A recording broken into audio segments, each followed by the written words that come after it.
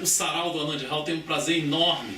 Vou contar um episódio para vocês. Em Nova Prata começou o congresso em e lá vai pedrada. Estamos no 20ª edição do Congresso Brasileiro de Poesia, que agora é em Bento. Há 20 anos atrás, eu fui ao Congresso de Nova Prata. Eu estava lá com os meus 31 anos, ou sei lá quantos anos estava. E estava ali explodindo poeticamente, musicalmente e tal, e dois caras fizeram muito minha cabeça lá em Nova Prata. Um é esse cara que está do meu lado, que eu considero um Mick Jagger, vamos dizer assim, da poesia, porque eu me lembro bem de um poema que mudou minha vida, que eu assistia, que era um poema onde falava Mao Tse Tung, e talvez você ache aí na internet. E o outro cara foi Mário Pirata, que fez minha cabeça e é meu parceiro hoje de música. Esse humano eu mandei uns e-mails para ele e tal, mas não consegui, porque ele tem uma atividade extensa, fazer uma parceria consistente com ele, que eu vou tentar a partir de agora. Inclusive vou pegar aqui aleatoriamente um poema dele e vou musicar ao vivo aqui nessa entrevista. Bom, esse aqui é Mano Melo, tá? Essa parte de... Eu gosto muito, você vai poder perceber se ele é egocêntrico, se ele é humilde, da seguinte forma. Quem é Mano Melo? Mano Melo é um cara que nasceu no Ceará, foi aos 16 anos de idade para o Rio de Janeiro, estudou filosofia, estudou teatro. Filosofia e teatro aonde? Filosofia no IFIX, Instituto de Filosofia e Ciências Sociais do Rio de Janeiro, e teatro no antigo Conservatório Nacional de Teatro, que hoje é a Escola de Teatro da Unirio. Tá. Eu sou formado por lá. Aí, quando chegou uma época da ditadura, todas aquelas coisas que aconteciam, os teatros sendo invadidos, tipo Roda Viva, que foi agredida até aqui no Rio Grande do Sul. Então, ser estudante naquela época, de repente eu me vi com um diploma de ator e não sabia o que fazer disso, porque... E eu estava também muito baratinado, não sabia que rumo tomar. Como eu tinha uma leitura de filosofia indiana, essas coisas assim, então eu resolvi ir para a Índia. Aí eu fui pra Índia. Eu toquei em 20 cidades na Índia. Ah, é? Sabe? Eu fui pra Goa. Goa? Goa que fala português. Fala português, fui pra Anjinho. Então eu fiz uma edição, nessa época eu trabalhava com a doutora Nisa da Silveira, fazendo um trabalho de poesia e teatro na Casa das Palmeiras. E aí os malucos lá me ajudaram a rodar no mimeógrafo uma edição de 100 exemplares de um livro chamado O Evangelho de Jimmy Rango.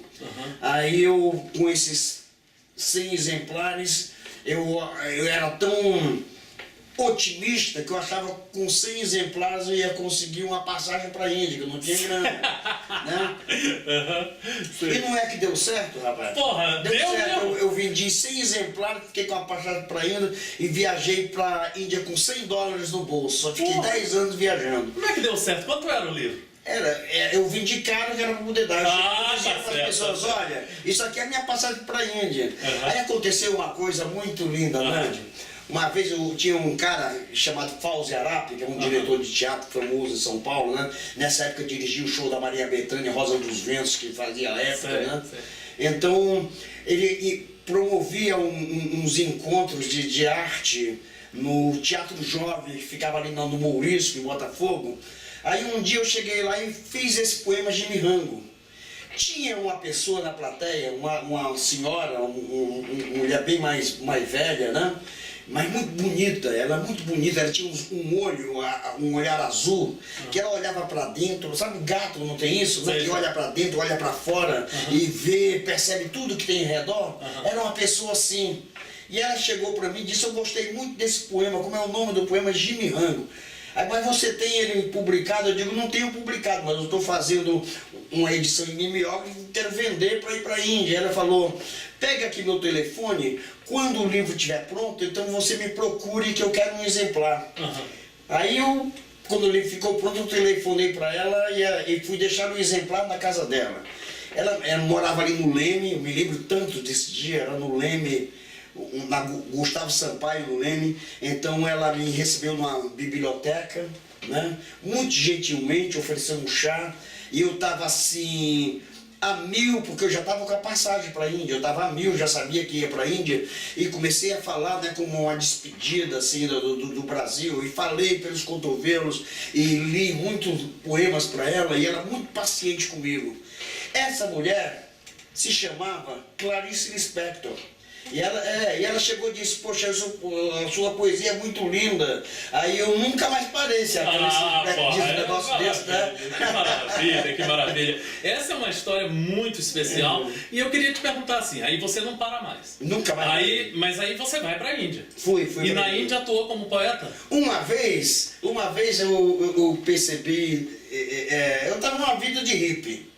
Né, que a meca dos hippies naquela época era Goa, na Índia, e a gente do mundo inteiro, a gente ficava na praia, todo mundo nu, na praia, né, aquelas coisas assim de bem anos 70. Sei. Aí uma vez eu estava em Panjim, que é a capital de Goa, e vi um anúncio de poesia em português, um lance assim, tipo um sarau. Aí eu fui, e aí o meu poema, o Jimmy Rango, era enorme, né? Eu comecei a dizer, e as pessoas não entendiam nada, porque tinha muitos termos regionais, e lá na Índia, a língua portuguesa, em Goa, ela ficou meio estacionada no tempo.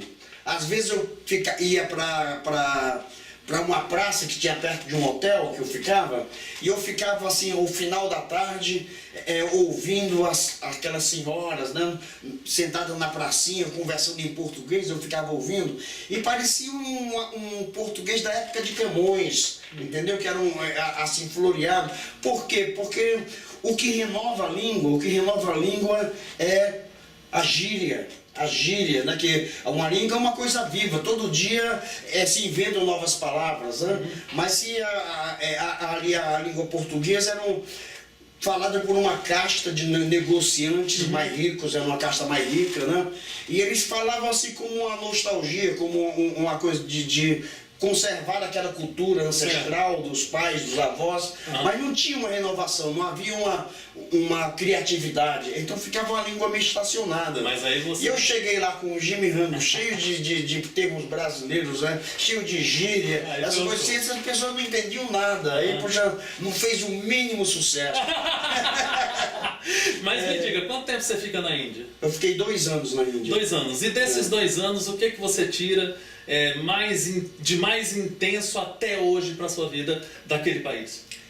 É a cultura, é a espiritualidade. Perfeito. É tão lindo assim. Por exemplo, é um país muito pobre, mais pobre do que o Brasil, e você não vê, pelo menos eu nunca deparei com um quadro de criminalidade, por exemplo. Deve existir, né, em Bombay, Calcutá. em New Delhi, Calcutá, né? Tem, claro, né? Claro. Mas eu andava, não sei se que eu sou moreninho, eu andava com roupas indianas, eu entrava assim por cada buraco, rapaz, assim por dentro de Bombay, aquelas ruas tortas que tinham lá, eu entrava sem medo nenhum, e nunca ninguém me agrediu, nunca ninguém me roubou, e as pessoas eram tão gentis, eles ficavam, Mister, where you come from? Aí, né, aquelas coisinhas eram ingênuas. E no inglês, você, por exemplo, só fala português em Goa, porque na Índia a língua nacional é Hindi e também é o inglês. E tem o Konkani que se fala em Goa, tem o Konkani.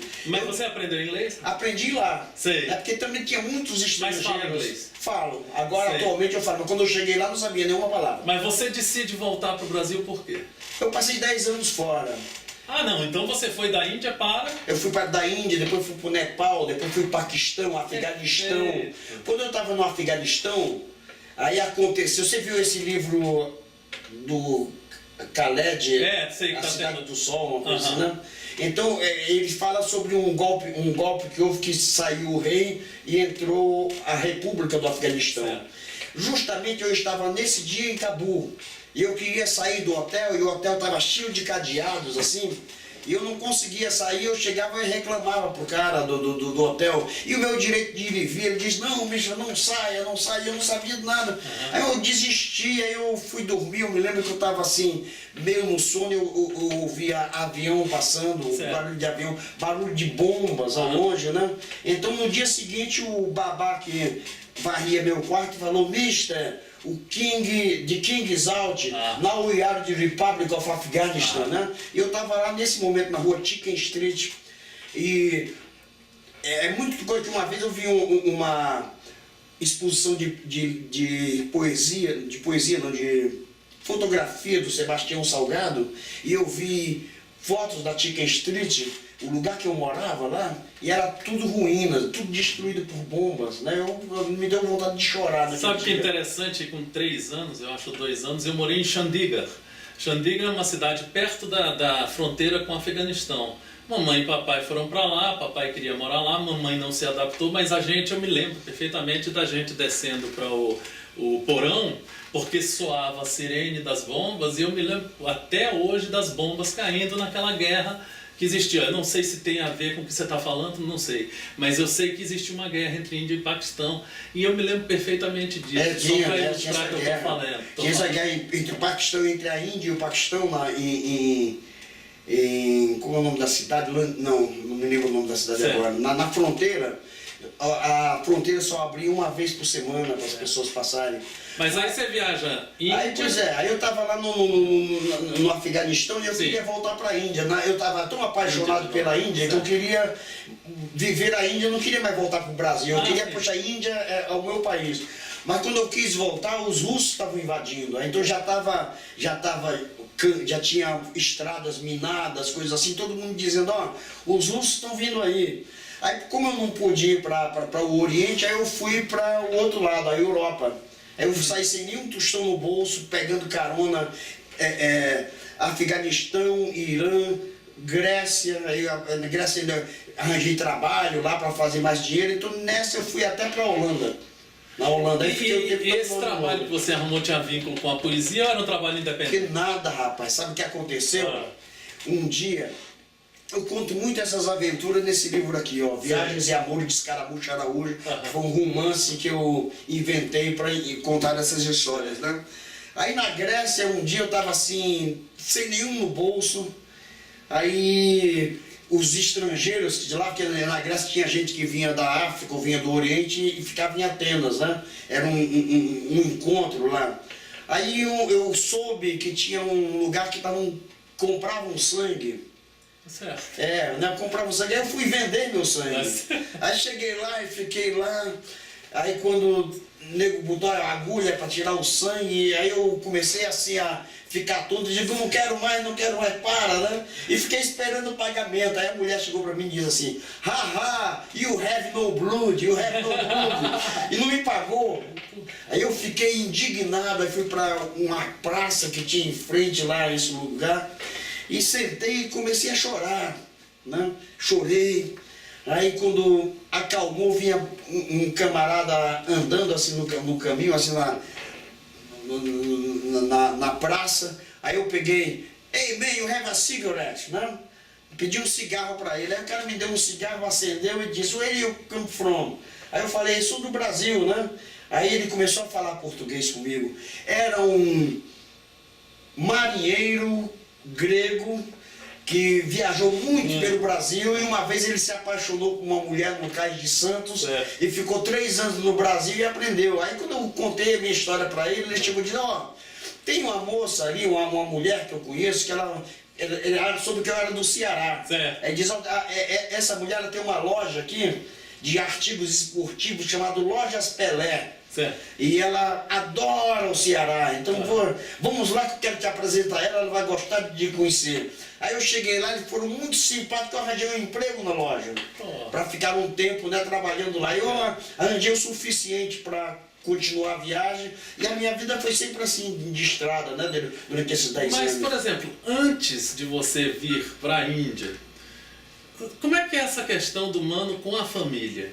Sua família do Ceará, você no Rio de Janeiro, formado em 2 escolas, alguma coisa de casamento, alguma coisa de família, ou o Mano Melo é um cara por natureza nômade, como é cigano, como é que é isso? Não, eu tive essa fase. Essa fase foram, né? 10 anos. 10 anos.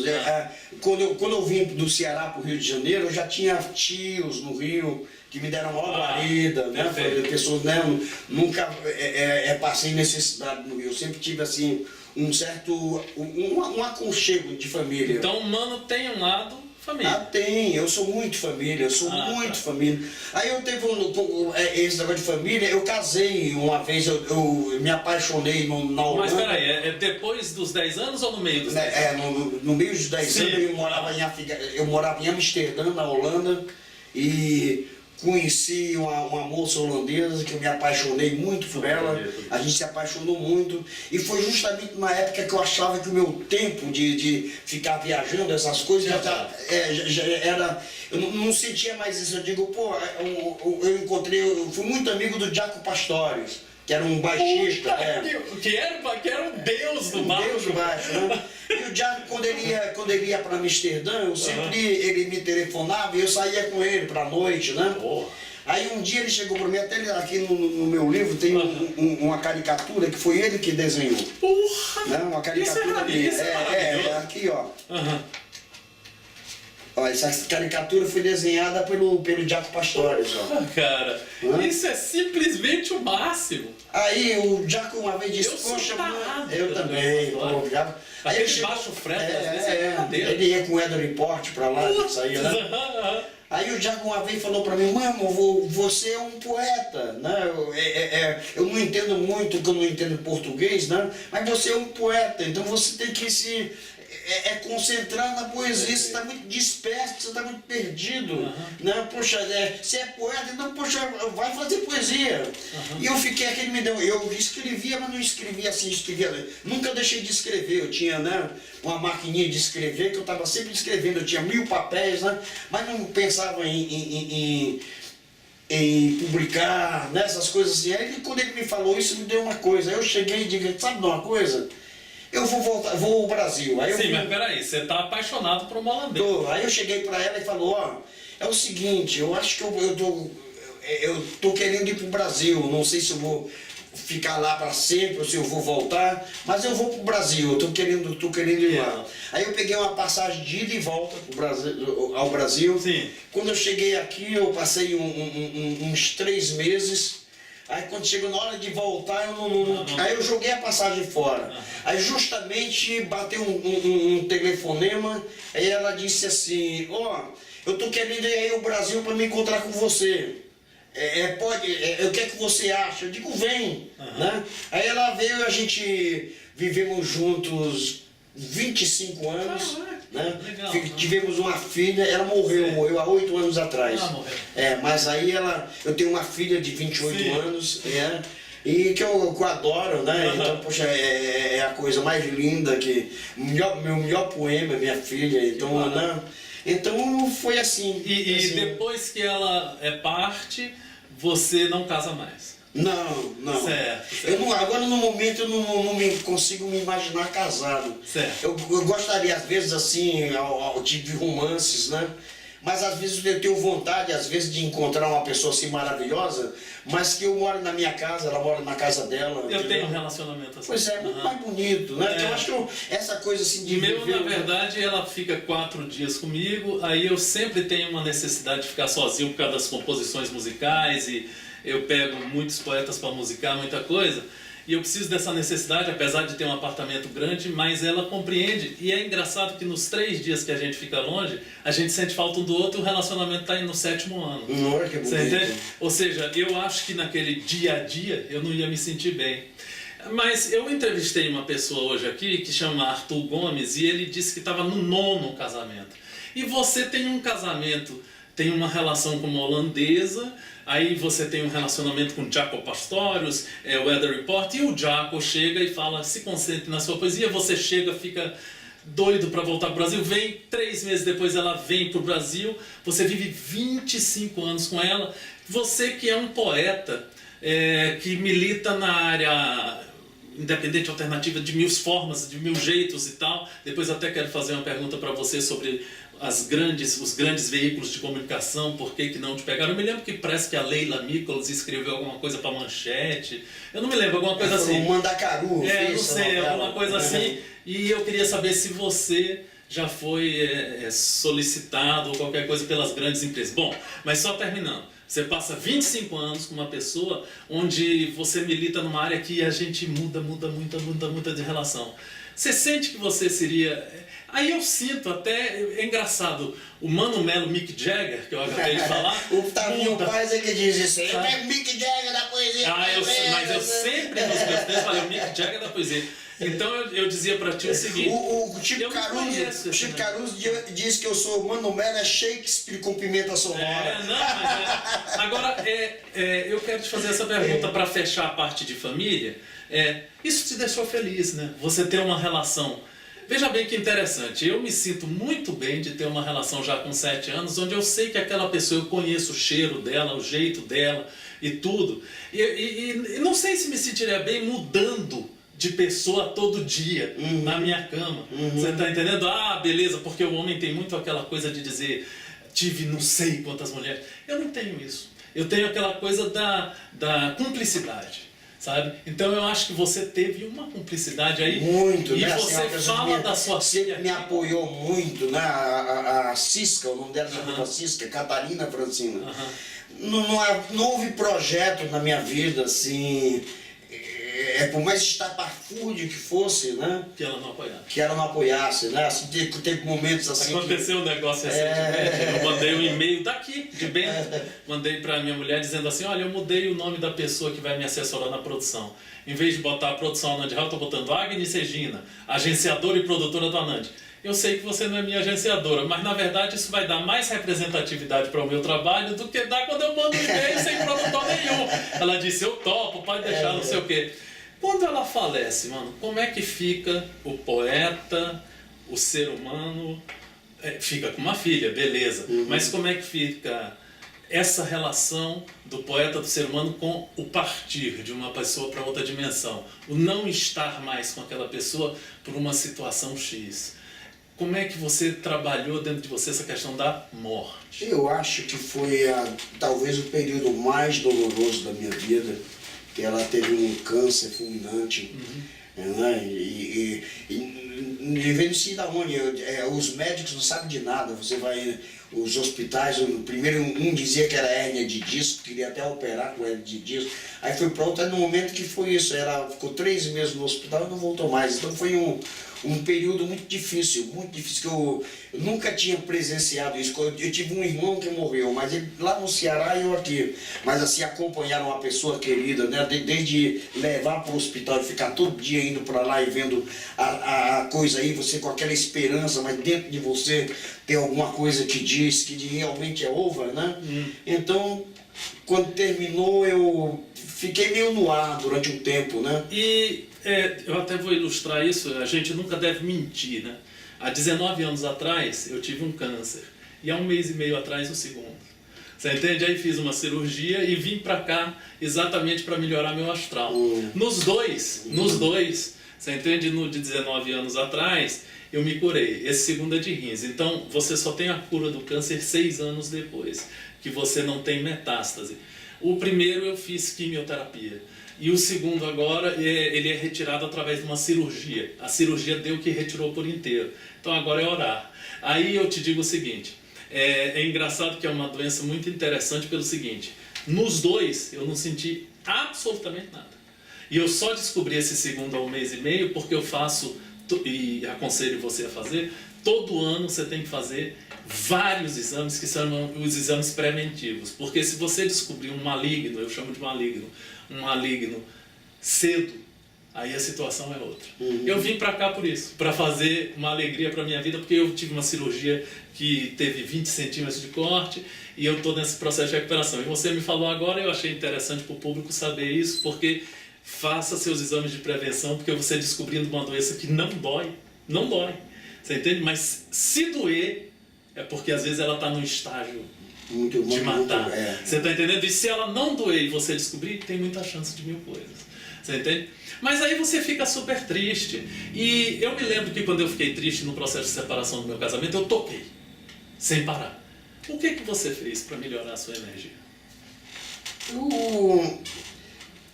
A primeira providência foi mudar de casa. Eu morava num apartamento ali na Cupertino Durão, no Leblon. Sua filha estava com quantos anos? A minha filha estava com 20 anos nessa época, ela estava com 28, né? Ah, estava com 20 anos. Né? Eu tive que sustentar a minha barra, a barra da mulher e a barra da filha, né? Aí mudei para um outro apartamento no mesmo bairro, Leblon, né? Para escrever, mudei de móveis, coisas assim, para não ficar com nenhuma coisa. Perfeito. Então, durante um tempo, eu fiquei muito recluso, não gostava de sair, coisa assim. Mas ao mesmo tempo também nunca eu acho que a poesia, eu tive um grande apoio na poesia, que é a coisa que eu fazia, que eu gosto mais de fazer, é sair pra rua dizendo as poesias, né? Aí essa coisa vai, chega um momento que você percebe que essa coisa se incorporou a você e a vida continua, tem, né? Os caminhos estão abertos, então eu sinto uma presença dela muito forte. No início eu sonhava muito com ela, hoje em dia eu sonho menos, talvez porque ela esteja mais longe, né? Eu sonho menos, mas é uma presença forte na minha vida, uma presença forte, né? Mas virou, né? É claro que sempre dói, sempre vai doer, mas a saudade é uma saudade mais gostosa, porque eu sempre lembro dos momentos bons com uma pessoa realmente que modificou a minha vida para melhor. No momento que eu estava com ela, quando eu a conheci, eu estava muito perdido. Então, ela me trouxe para um centro, né?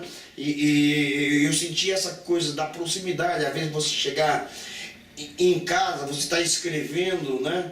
E a outra pessoa está lá do teu lado, sem ter muita conversa às vezes, né? Mas o silêncio entre as duas pessoas, aquele silêncio preenchido que você está ali escrevendo, mas você sabe que tem uma pessoa que está, sei lá, fazendo um tricô ao lado, né? Que tem uma coisa, eu estava vendo um filme, né? Ou está lendo um livro, ela lia muito, né? Então, ouvindo música juntos, né? Então era um cotidiano, esse cotidiano te dava, né? Uma sensação de completidão, de totalidade, né?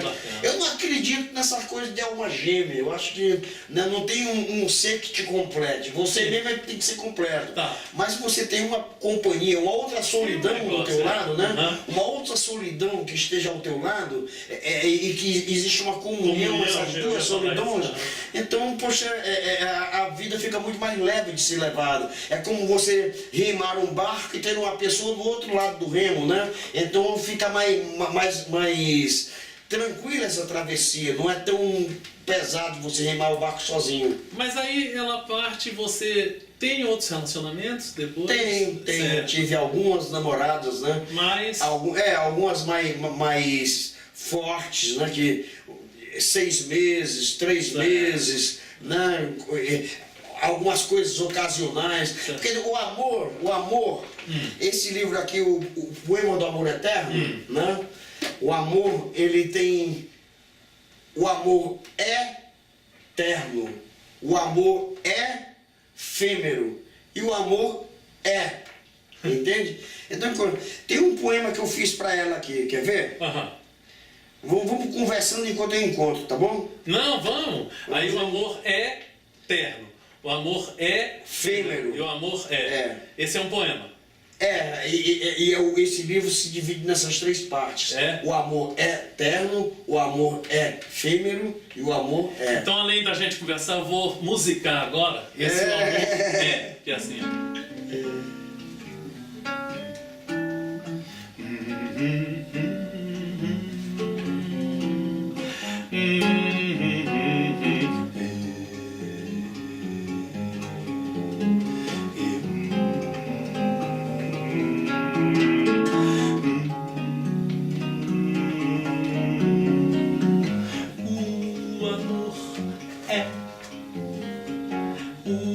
O amor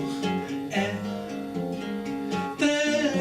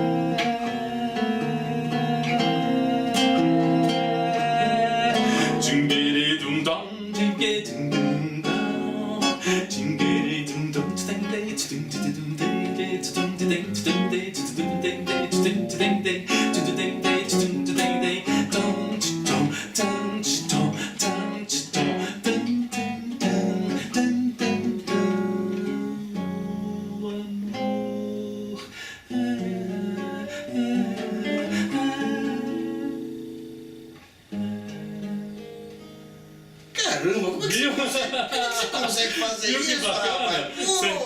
Isso é uma coisa você interessante. Você consegue fazer isso, cara? E eu tentei. Mas é uma coisa indiana também, né? E eu tentei, eu ouvi muito na minha vida Ravi Shankar, tudo. E na verdade eu tenho 3.000 CDs e muita coisa. Eu estudo música, estava mesmo hoje estudando harmonia. E quando eu comecei a compor, eu fazia igual, compunha e decorava e pro palco eu tocava. Mas aí começou a me enjoar. Aí o que eu comecei a fazer? Um dia, eu não sei, eu não achei hoje no YouTube, mas eu devo estar em casa. Eu peguei o Mao Tse Tung, você entende? E musiquei. Sabe? E ficou uma música extensíssima. Da mesma forma eu fiz com um conto do Carpinejar, mandei para ele, ele ficou enlouquecido. É um parceiro que eu tenho, Fabrício, né? Mas aí eu mandei para você num e-mail que alguém me deu e nunca tive resposta. Eu não vi. Aí eu falei assim, porque você e o Cairo Trindade, eu sempre tentei parceria porque eu gosto muito de vocês. O Cairo nunca me respondeu, e você tem muita atividade, eu não sei como é que é a sua relação com a tecnologia de informação. Entendeu? Aí eu pensei, não deve ser, mas um dia eu vou encontrar ele. Quando eu vi no congresso, que eu convidei para a entrevista, eu falei, e as pessoas sabem que estava entrevistando Glauter, e eu sempre disse, nas minhas entrevistas eu também me mostro. Porque eu sou um artista e o Nap, ele disse, todo artista quer o palco, ele quer se mostrar. Então, ao mesmo tempo que eu te entrevisto você, eu mostro a minha arte. Tentando, aqui nessa entrevista, despertar em você o processo de composição comigo para a gente fazer um CD. Agora, a minha linha de composição é a seguinte, eu gosto muito de musicar textos. Eu não sei se você notou, eu tenho uma influência grande do Boca Livre e também de elementos do João Bosco de percussão de boca, que também vem da música indiana. Eu faço muito day,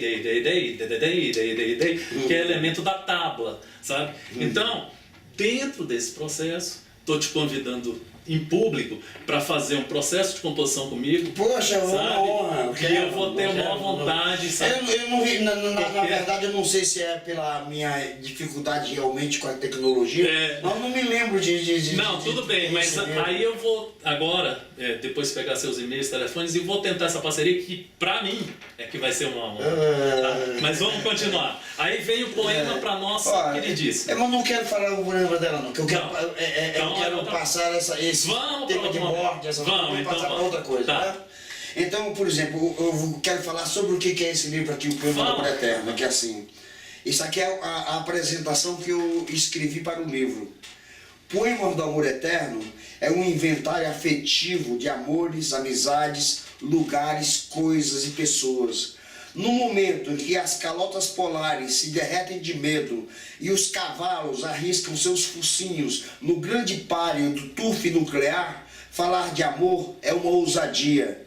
Embora todos saibam lá no âmago, é o que realmente importa, seja eterno ou seja efêmero. Porque o efêmero é também infinito em seu instante de glória.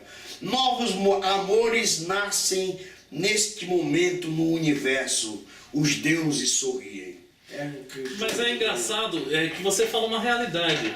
Por exemplo, eu não consigo viver sem estar ou apaixonado ou então entristecido com a separação de uma paixão, mas eu sempre, a minha pulsação diária vem dessa profunda relação com o amor. Então quando você falou, o amor é eterno, o amor é efêmero, o amor é. Você está entendendo? Aí eu pensei, isso casa muito com uma linguagem musical. Eu não consigo viver sem amor. Você está entendendo? Seja ele o amor paterno, seja ele o amor de companheiro, seja ele o amor fraterno, seja qual for. Você, por exemplo, você tem... Olha, quando eu vejo você declamar poesia, eu sinto a paixão que você tem. Eu não sei se já aconteceu com você, mas eu uma vez, aconteceu apenas uma vez, não vou mentir, mas eu compondo, gozei. No processo de composição. Você entende que era uma música sensual, mágica. Eu entrei tanto dentro do meu processo de composição, fazendo minhas percussões de boca. Sabe? Você entende que eu gozei. No poema, quando você declama o poema com aquela sua verve, tudo bem que você fez o teatro na universidade, na escola, não sei onde, mas existem milhares de pessoas que fazem, por exemplo, a Universidade de Berkeley, você entende, nos Estados Unidos, que é ligada à música instrumental, mas dois,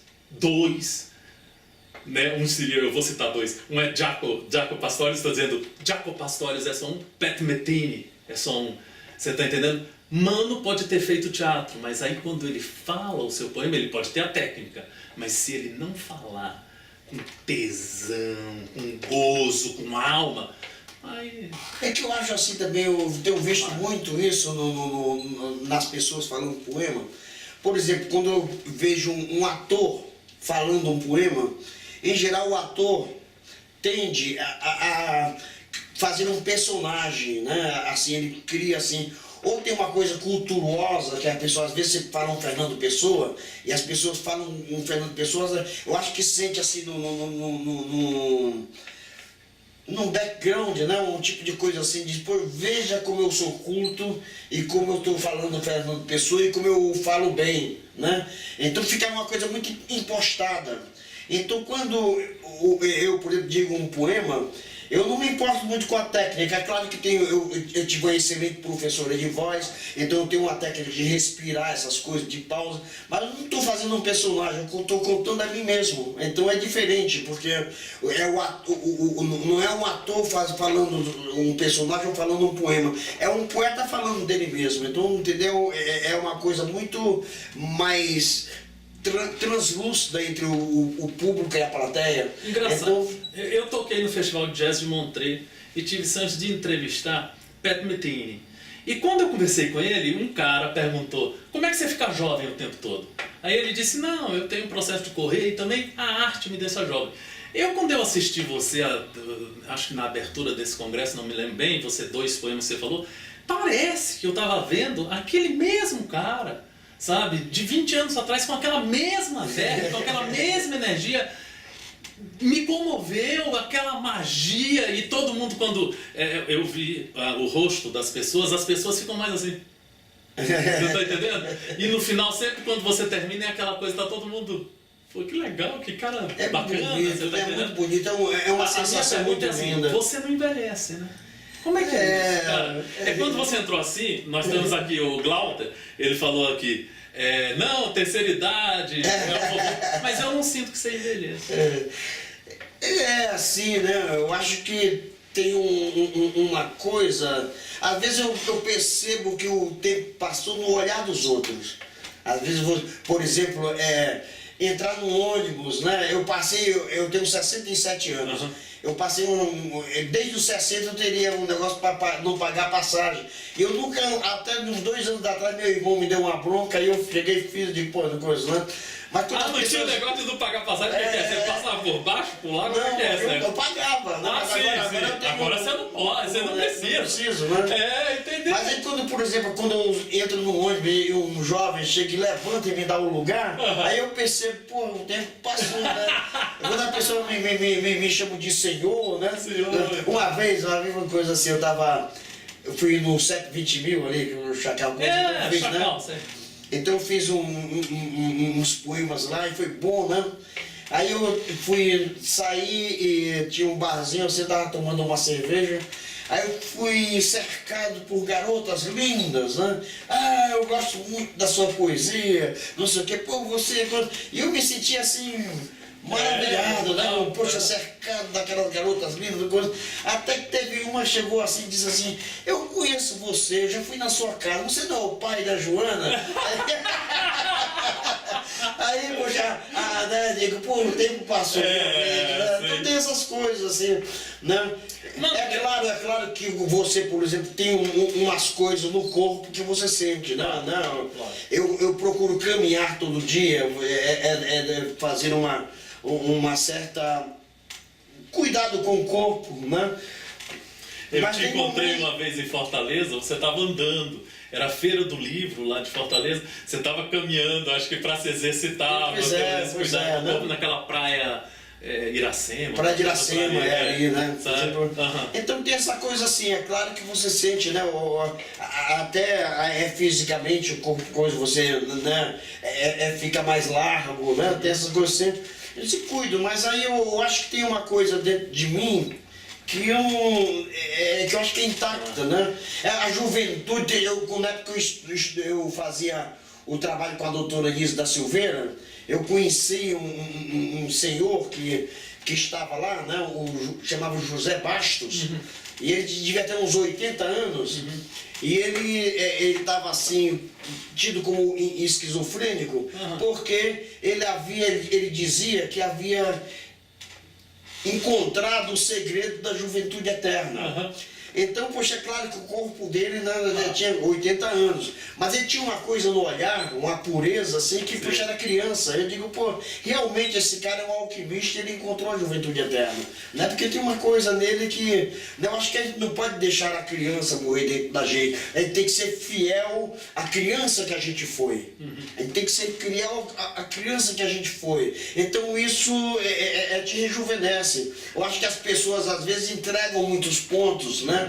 Aí ficam assim, já se vendo como um velho, como o fim da vida. Não, é uma continuidade, Ô mano, que hora você tem que sair daqui? Eu tenho que sair daqui às 7, que aí eu vou pra... Então eu quero te fazer umas perguntas, que é o seguinte. Eu perguntei se as grandes empresas, Rede Globo, sei lá, essas empresas, já procuraram, ou editoras, grandes, já procuraram você para te editar ou para que você escrevesse um teatro, uma dessas peças que a Rede Globo passa em 7 capítulos e tal? Já aconteceu isso? Porque eu sei que você mora no Rio, você está ali no meio de todo mundo, sei que seu nome é conhecido, mas quero saber se você teve chance de ir para o circuito tradicional ou se você teve a chance, mas optou por continuar num circuito alternativo. Assim, o lance assim de me convidaram para escrever para TV, isso, né? E tal. Eu nunca tive esse convite.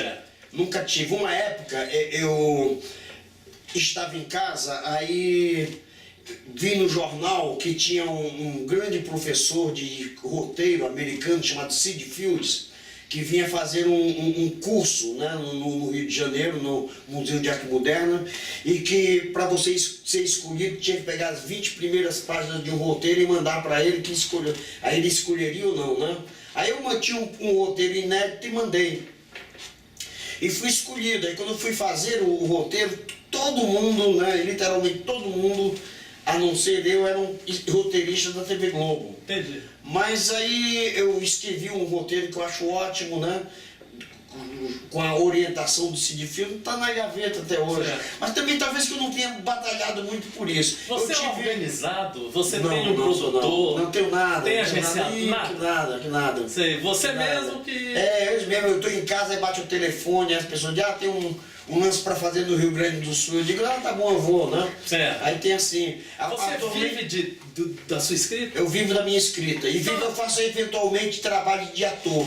Tem uma pergunta que eu fiz pro Glauter, que eu vou te fazer, e fiz também pro Arthur.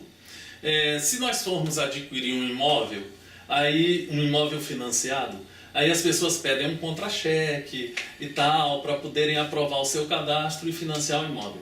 Vivendo da escrita, você sente que no Brasil você poderia... Porque em outros lugares como o Canadá, por exemplo, o Pat Metheny, quando fechou no Canadá, tinha 100 mil pessoas. Você está numa praça, sabe? É um país diferenciado, vamos dizer, na percepção com a cultura. Você sente que no Brasil, como é que você adquiriria um imóvel vivendo de literatura? Eu adquiri um imóvel. Sim. Mas com a ajuda da família. Meus irmãos chegaram, se cotizaram, né? E pegaram. Então, coisa. Hoje em dia eu moro numa casa própria, mas foi assim um presente da minha família, que eu era o único que não tinha casa própria. Mas sua renda ela é sazonal. Eu sempre tenho momentos. Momentos com grana. Tem momentos. Por exemplo, esse poema da Madonna. Aí um dia eu cheguei e uma pessoa me apresentou, Ana Carolina. Certo. Aí eu cheguei e ela queria fazer um poema sobre a Madonna. Uma música sobre a Madonna. Aí quando ela viu o meu poema, aí ela ficou com raiva de mim, porque ela disse, poxa, é isso que eu queria fazer, esse cara fez primeiro do que eu.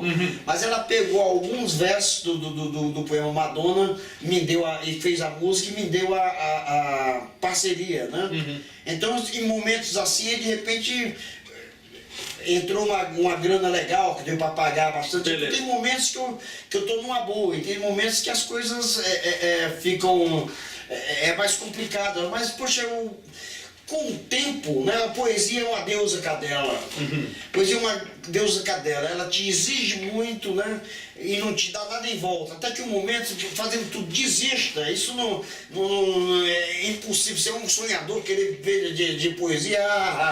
Mas depois de um certo momento, aí se você não desistir, aí você começa a receber de volta, né? Aí eu recebo coisas assim inesperadas, né? Coisas assim, por exemplo, esse livro aqui, O Poema do Amor Eterno, eu tinha ido 2 vezes ao Ceará e trabalhando, uma vez com o Ver o Verso, aquele grupo que eu tinha com o Pedro Bial, né? E outra vez, então, eu conheci um cara que uma vez, quando eu lancei o livro O Lavrador de Palavras, eu lancei com um show no teatro e ele tinha um centro cultural e me levou lá para fazer, né? Aí eu estava lá de férias, há uns 2 anos atrás, eu digo, pô, vou visitar o Newton Freitas. Aí telefonei, aí a secretária dele, ele é banqueiro, ele era dono de um banco, e é o grande mecenas do Ceará. Aí eu cheguei lá e aquele negócio de secretário tá em reunião, eu detesto isso, né? Eu digo, mas quem quer falar com ele? Eu digo, eu sou o Mano Melo, um amigo dele do Rio. Aí deixei esquecer. Aí uns 15 minutos depois a secretária disse, poxa, o doutor Newton tá querendo lhe ver, pediu para você vir entre 5 e 6 da tarde, que ele tem um tempo e ele quer lhe ver. Eu cheguei lá, ele me recebeu com vinho, me deu um presente. Aí ele, conversando, ele disse assim, mano, o que é que eu posso fazer por você? Eu teve um cara chamado Romulo Fritz, que ele tinha feito um filme curta-metragem de 20 minutos sobre a minha vida. E aí eu tava levando... no YouTube? Tá não, né? Aí eu tava levando uma cópia desse filme para o Newton Freitas para dar de presente, né? Aí o meu objetivo maior era esse, mas ele chegou e disse, mano, o que eu posso fazer com você? Você precisa de mim para alguma coisa? Aí eu olhei assim, tipo, Newton, eu tô com um livro pronto e preciso editar. Aí ele, então vamos editar, ele me deu 2.000 cópias desse livro. Sim. Então isso foi minha libertação da editora e da livraria. Mas uma pergunta aqui. Nós temos um monte de garotos que estão escrevendo poesia, e fiz para o Glauter também essa pergunta, e fiz para o Arthur Gomes, tá? Que estão dizendo, pai, você é um babaca, eu quero viver de poesia, eu quero viver de música, eu quero viver de arte e cultura, eu quero viver disso, tá? E o pai dizendo, porra, não dá no Brasil, não acho, não vou apoiar, não isso, não aquilo. Eu costumo dizer que a minha mãe, ela salvou a minha vida, porque ela foi contra, nunca assistiu um show do meu violão, nem da minha poesia. E aí eu fui e sou funcionário público e também eu sou assessor de imprensa e tal, e é de onde vem minha renda, porque eu acho que com essa coisa de fazer música na hora eu tenho tentado vender meu trabalho para congressos e tá uma dificuldade total, tá? Então acho que eu estaria fodido, você tá entendendo? Tá? Então o que você aconselharia para o garotão lá de 15 anos que está te assistindo, vendo que você vive de poesia, mas ele também ouviu nessa entrevista que você ganhou um imóvel dos seus irmãos, tá? Então eu queria saber, é teu filho, o garoto é teu filho, você diz assim, larga e vive de poesia, como é que você diz? Eu digo o seguinte, olha, se você encontra, até eu chegar onde eu estou agora, teve momentos de muita dificuldade, de muito sofrimento, né? Então eu digo aquele mesmo conselho que o Rainer Maria Rilke, que dizia no Cartas a um Jovem Poeta, é um livro que eu recomendo que você leia. Então é o seguinte, você não pense em fazer outras coisas, entendeu? As coisas assim. Agora, se você tentou outras coisas e não conseguiu, é porque se você tentou e desistir e não conseguiu, então é porque a poesia está bem entranhada dentro de você. Aí não tem jeito, meu irmão.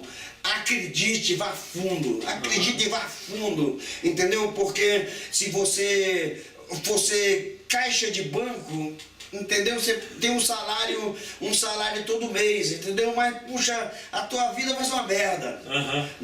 A não ser que a sua vocação seja ser caixa de banco, que é uma profissão muito honrada.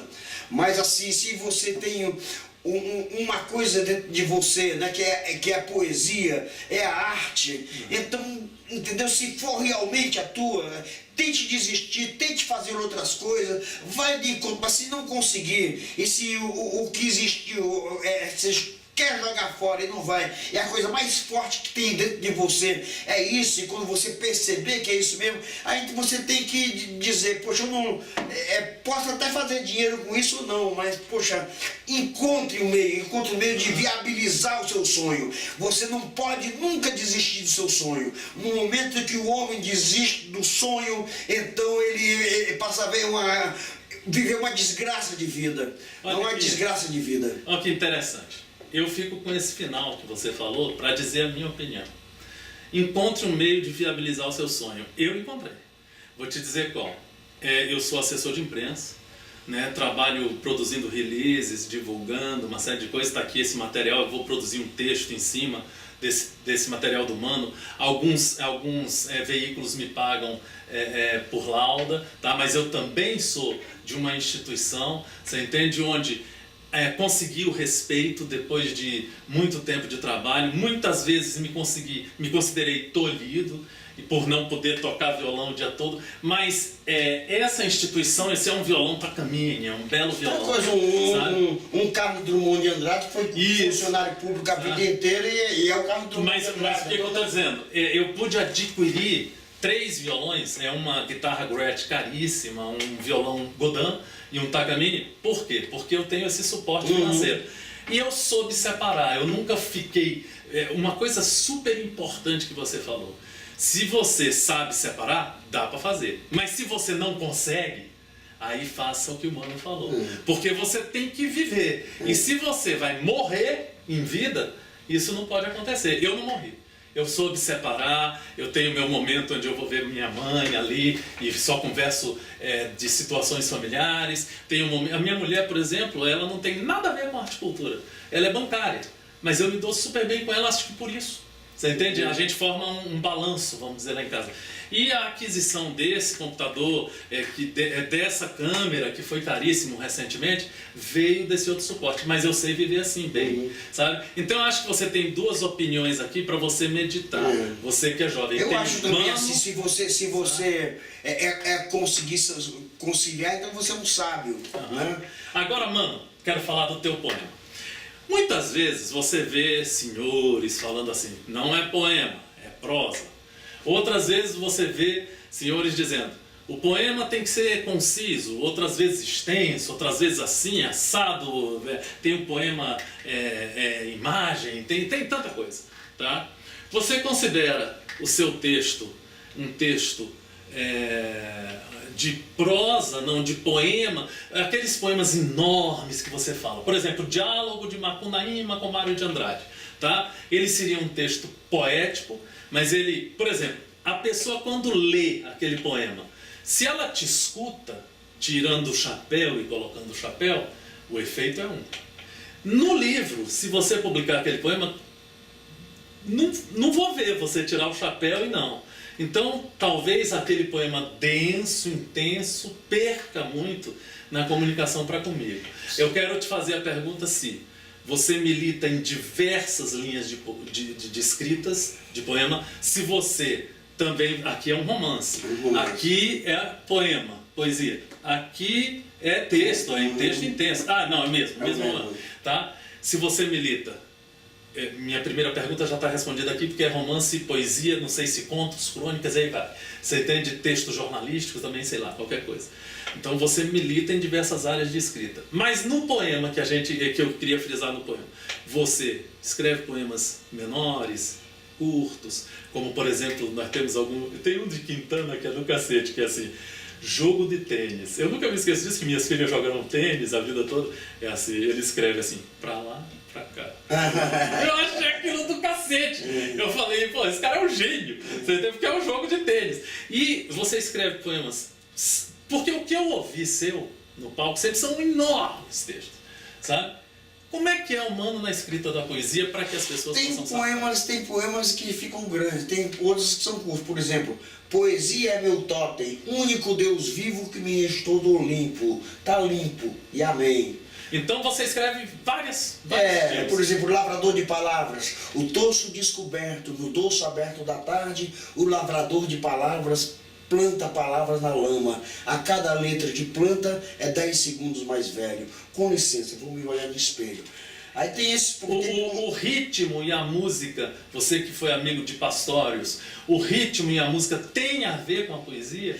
Tem, poxa, poesia é música com palavras, não, é inconciliável se a poesia não tiver um ritmo, não tiver uma musicalidade. Não. Você estudou muito para escrever? Estudou literatura? Não, eu li muito, sempre li muito, né? Compulsivamente, desde garoto que eu leio, ainda hoje eu leio muito, né? Mas assim,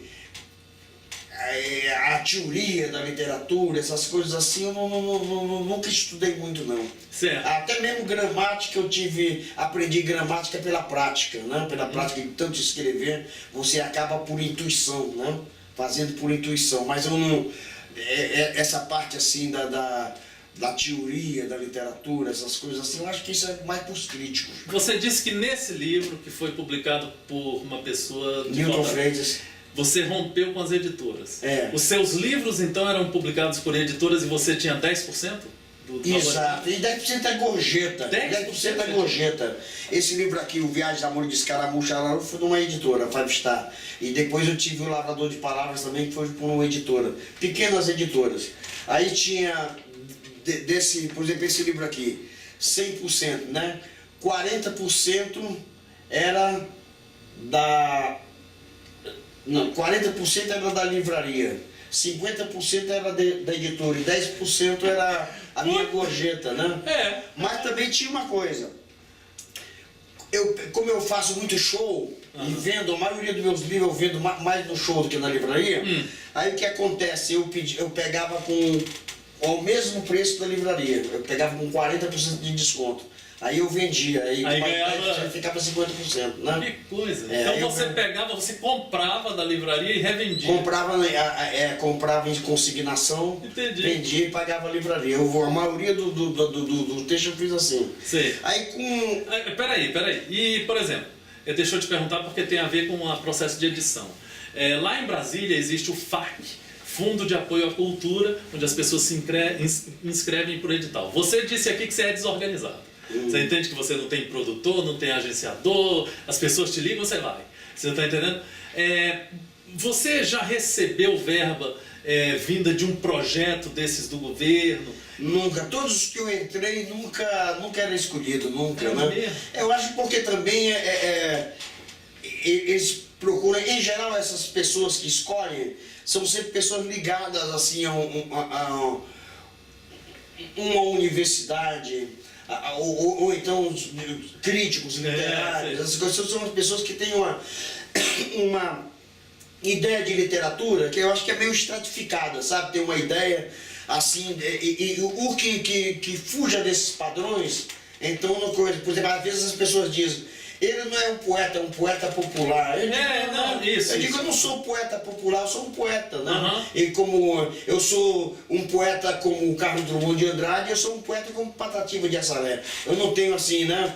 Aí o nego chega e diz: mas ele é nordestino e faz cordel. Eu digo: não faço cordel, porque cordel tem uma métrica, uma coisa que eu nem sei o que é. Tem uma coisa que eu faço espontâneo. E eu tenho uma linguagem culta, porque pelo meu estudo, por tudo que eu li, essas coisas assim, mas o lance é que tem um ranço aí, que é muito difícil. Agora, como eu tô conhecido, né? Então pode até ser que seja mais fácil nesse momento, mas às vezes que eu tentei assim, de pegar uma verba, por exemplo, eu tenho uma peça, cara, uma peça linda, que eu peguei as cartas do Fernando Pessoa e as cartas da Ofélia Queiroz, que foi a única namorada que ele teve. E eu vi que uma carta respondia a outra. Aí eu peguei e montei em diálogo e fiz uma peça de teatro de mais ou menos 1h15 de duração. Tá há 2 anos na gaveta, entrei em vários editais de teatro, mas é lindo o texto, né? Mas, poxa, quando chega na verba, fate, não sei o que, eu olho, meu nome não tá, olho, não tá. Então tem um momento que eu digo, acabou. Eu vou fazer como eu sempre fiz os meus livros, coisas assim. Quando eu voltar agora, no dia de domingo, eu tenho uma atriz que vai fazer comigo.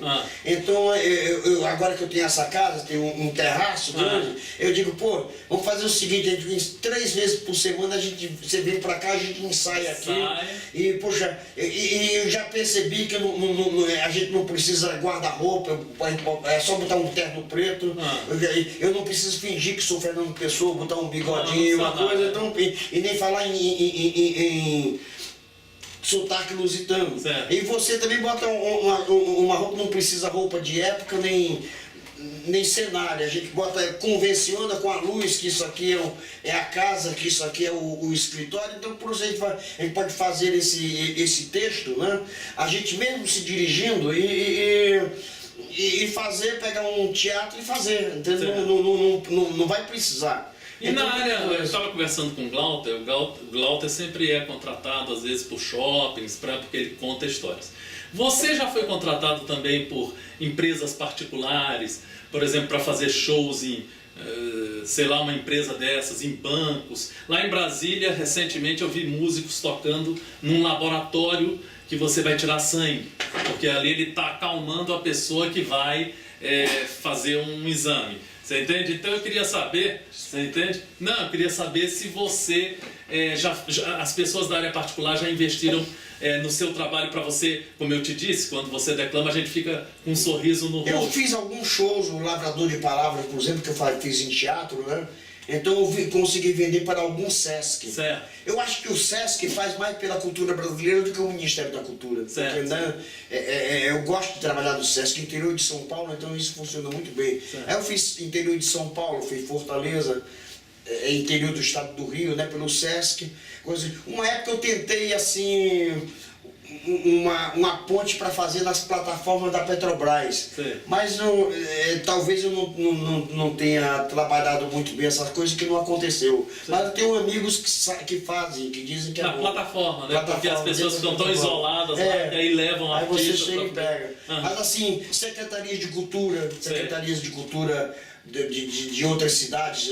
Para isso você tem que entrar em editais, não tem? Não, as pessoas me conhecem. Já te conhecem. As pessoas me conhecem e dizem, poxa, manda um projeto, aí eu mando. Aí já é aprovado.